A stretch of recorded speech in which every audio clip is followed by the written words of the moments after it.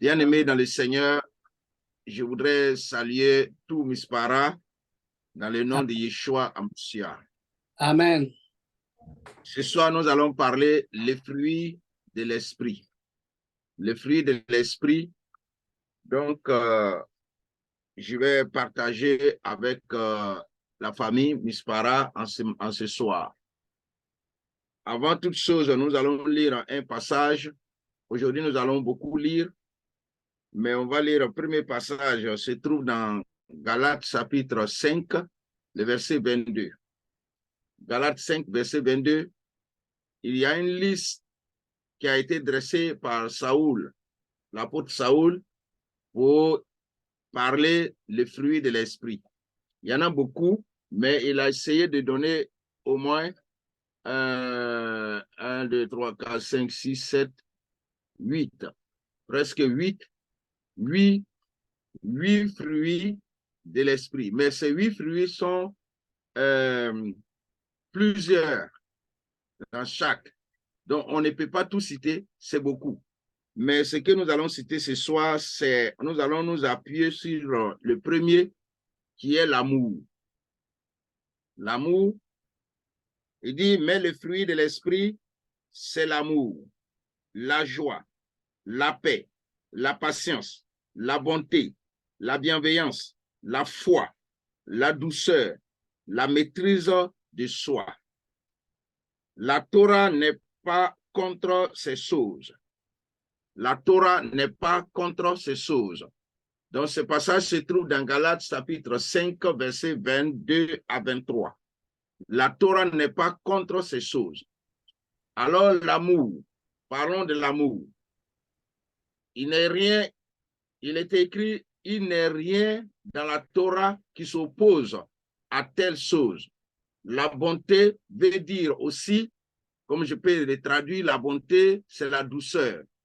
La douceur est très importante dans la vie d'un enfant de Dieu, de ceux-là qui lisent et qui comprennent la Torah.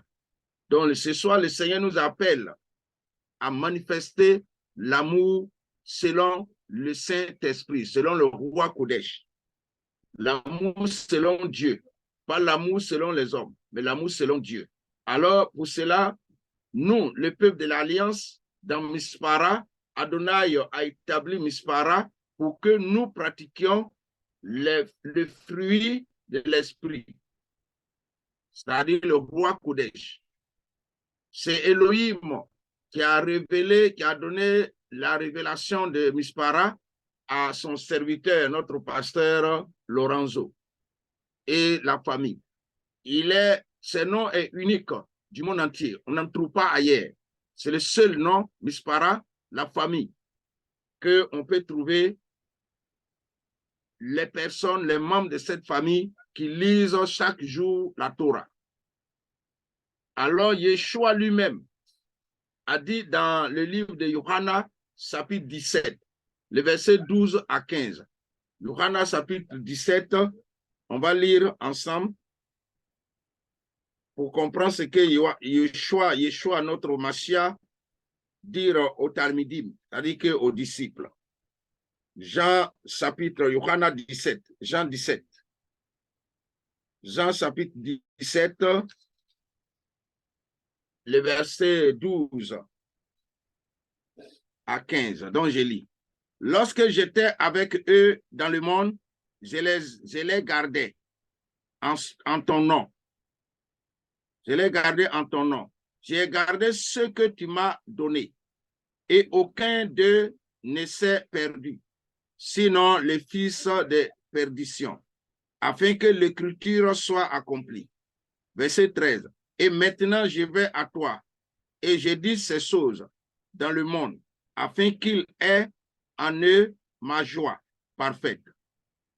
Je leur ai donné ta parole, c'est-à-dire ta Torah, et le monde les a haïs, parce qu'ils ne sont pas du monde, comme moi, je ne suis pas du monde.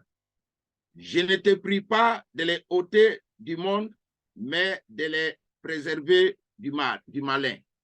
Donc voilà ce que Yeshua disait, qu'il est en train de prier pour nous, Il a prié le Père pour nous qui sommes ses disciples, pour que Hachem nous préserve du malin.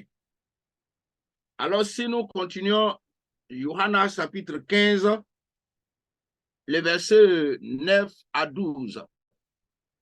Johanna 15, verset 9 à 12, il dit, « Comme le Père m'a aimé, je vous ai aussi aimé.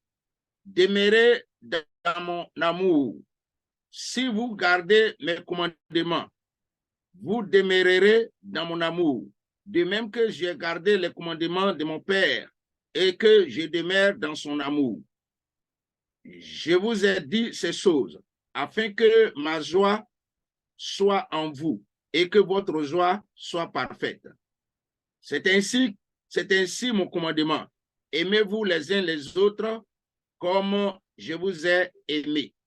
Amen. Amen. Voici, le Seigneur reprend l'amour. Donc, apôtre Paul, encore répété dans le livre des Galates, dans les lettres aux Galates, pour dire que voici le fruit de l'esprit, l'amour, la joie. Quand il y a l'amour, il y a la joie. Où il y a l'amour, il y a la joie. Où il y a la joie, il y a la patience. Mais c'est quand on n'est pas patient qu'on se sent frustré, on n'est pas tranquille, on est agité. Mais quand il y a l'amour, tous les restes suivent. C'est pour cela que l'apôtre Paul a souligné d'abord, premier, l'amour. Il pouvait souligner premièrement la foi, mais il n'a pas souligné la foi, il a souligné l'amour. Pour dire que c'est l'amour qui commande tout. Si on a amour, on a tout. Parce que Dieu lui-même, il est amour.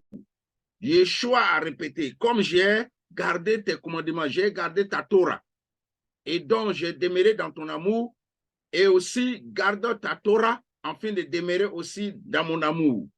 Alléluia. Alors Yeshua disait quoi? Au verset 12. Au verset 12 de chapitre 15 de Johanna, il dit, c'est ainsi mon commandement. Aimez-vous les uns les autres comme je vous ai aimé. Yeshua nous donne le vrai sens de l'amour. Le vrai sens de l'amour, c'est d'aimer nos prochains comme Yeshua lui-même nous a aimés.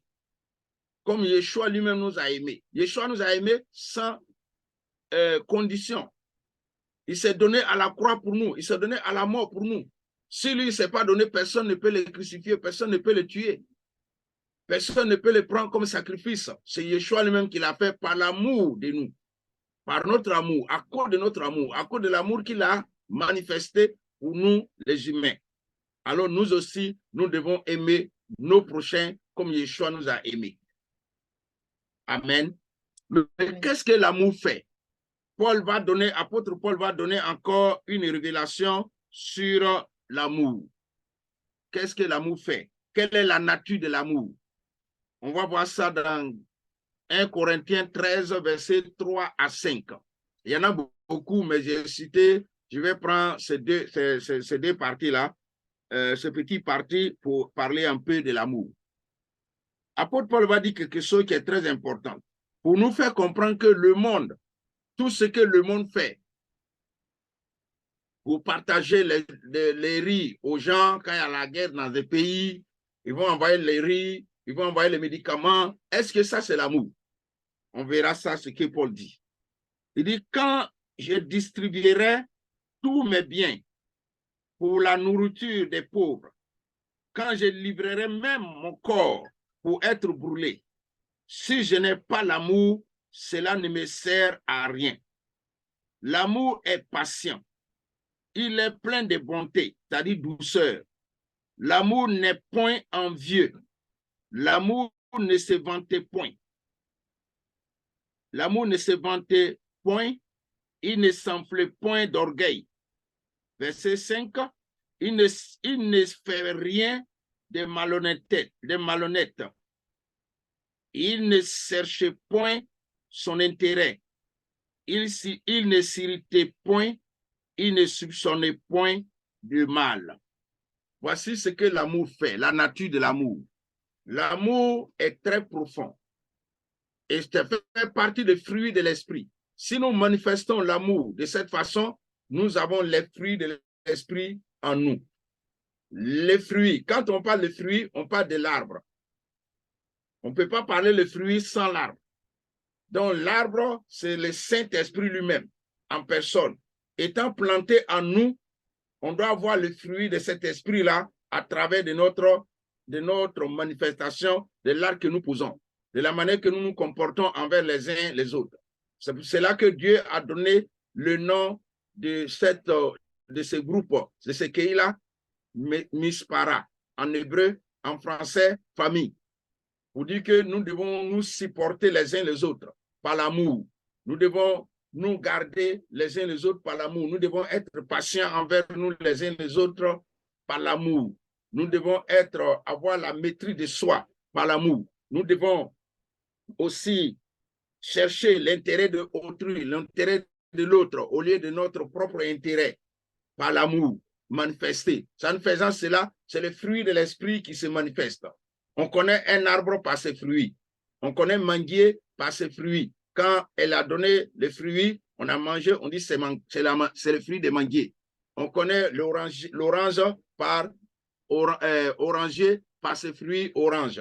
On connaît aussi les vignes par les vignerons, les vignes par les fruits qu'ils donnent. Donc, chaque arbre a ses fruits. Le Saint-Esprit, qui est un arbre planté en nous, a aussi ses fruits.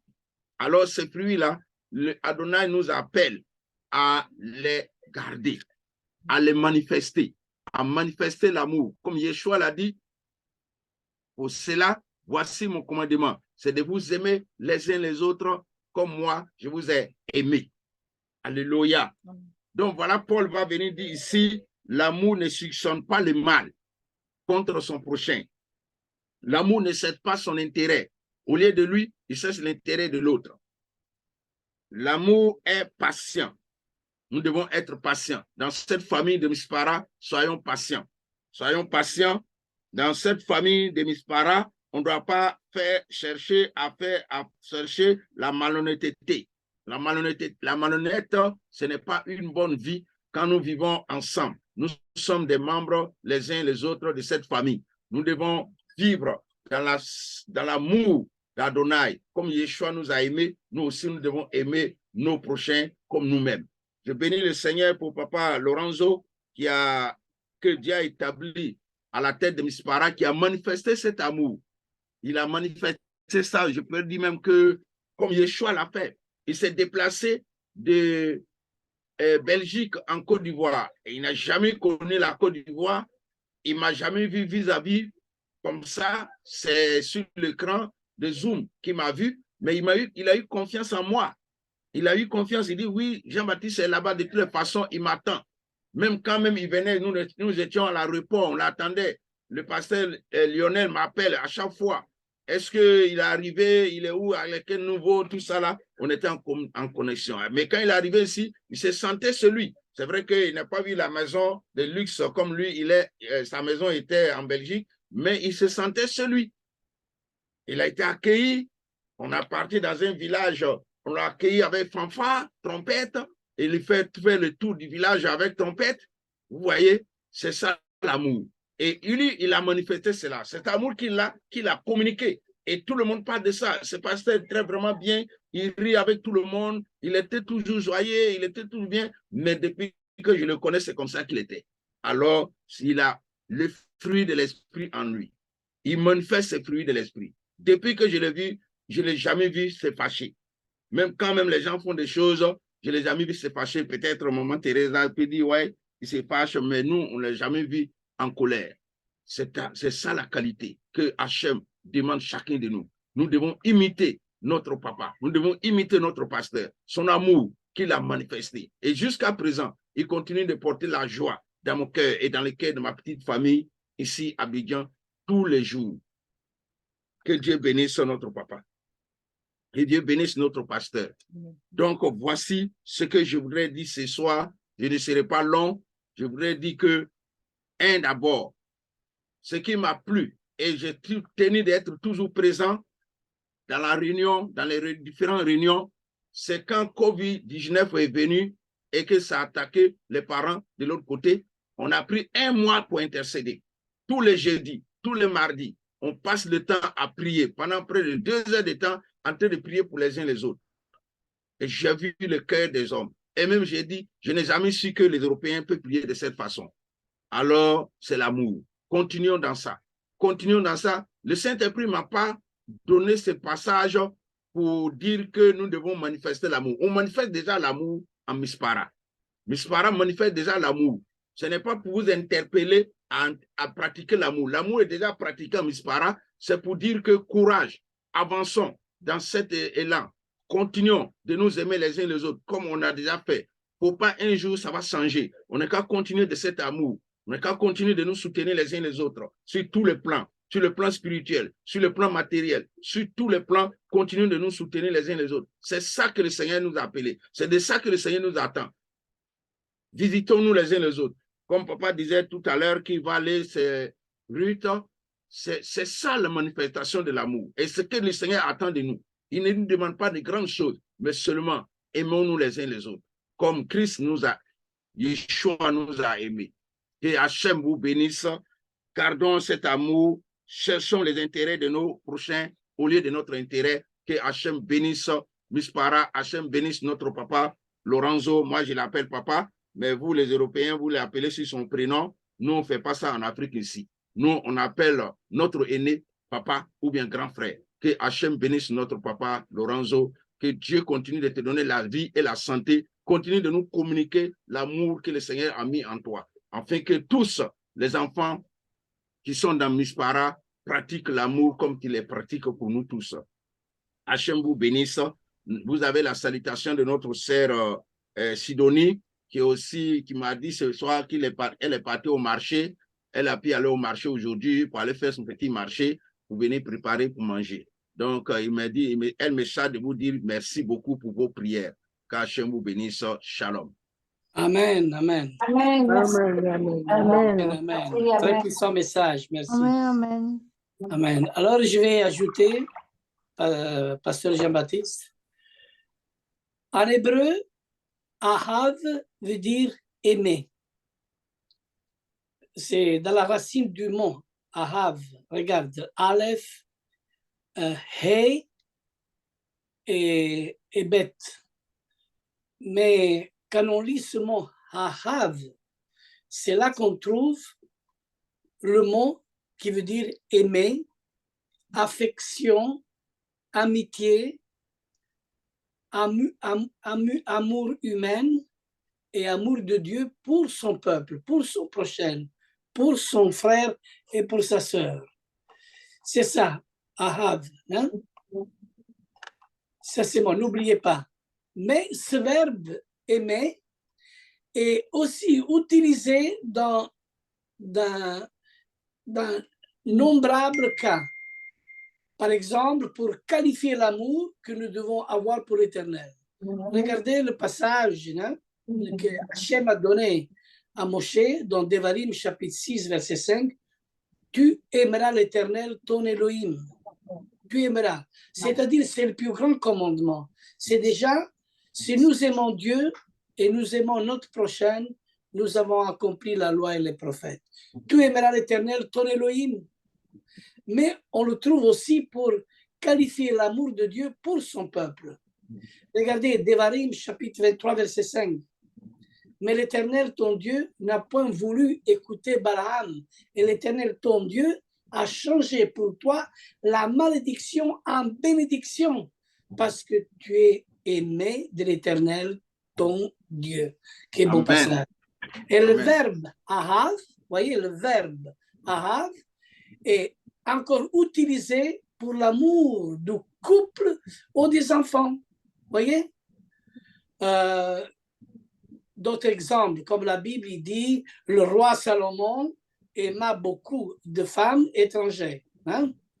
Le roi aima Esther plus que toutes les autres femmes. Isaac aima Ésaü parce qu'il mangeait du gibier. Rebecca aimait Jacob. Vous voyez, tous ces passages, on les trouve vraiment dans le Tanakh, hein? Qui parle vraiment de l'amour. Alors, on constate vraiment enfin que ce mot Ahav, hein, a la même valeur numérique que le mot Echad. Regarde, c'est fort ça. Ahav, Echad, c'est la même, qui veut dire un. Echad veut dire un. Et Av veut dire aussi un. C'est-à-dire, ce qui signifie que l'amour, c'est faire un avec l'être ou l'objet d'aimer. Vous comprenez? C'est ça que je vais ajouter, ce que notre pasteur Jean-Baptiste nous a vraiment donné comme exhortation. Hein? Ici, je suis plus sur l'enseignement, sur la racine du mot. Hein? Alors, il y a une différence entre prêcher, le pasteur a prêché. Ici, je suis en train d'enseigner, mais le pasteur, il a non seulement prêché, mais il a aussi exhorté. Alors, il y a trois choses qui sont très importantes. La prédication, l'exhortation et l'enseignement. C'est-à-dire, on se complète maintenant avec un peu d'enseignement à travers la prédication et l'exhortation qui a été donnée. Alors,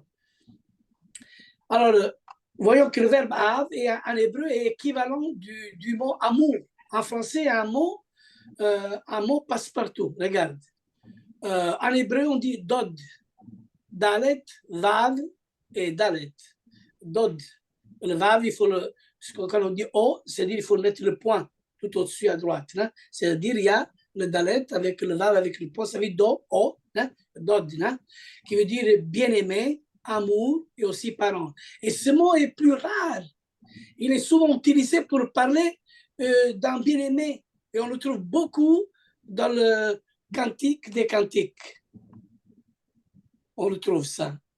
Même dans la Torah, dans Deutéronome, chapitre 33, verset 12, le passage, il dit, sur Benjamin, il dit, c'est le bien-aimé de l'Éternel. Il habitera en sécurité auprès de lui et l'Éternel lui couvrira toujours et résidera entre ses épaules.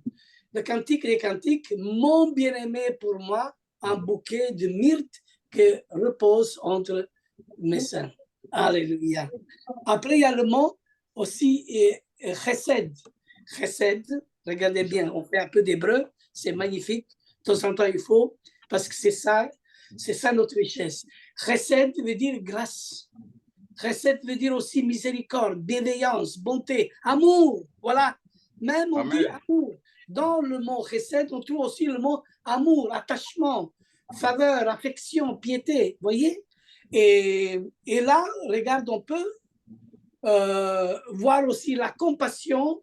Et le chesed est l'attribut de qui? Du Yod et Vavé. Pour s'en convaincre, il suffit de relire vraiment le psaume 136, hein, qui contient 26 versets, se terminant tout de cette manière. 26 versets. C'est-à-dire, Ki leolam chazdo. Alléluia.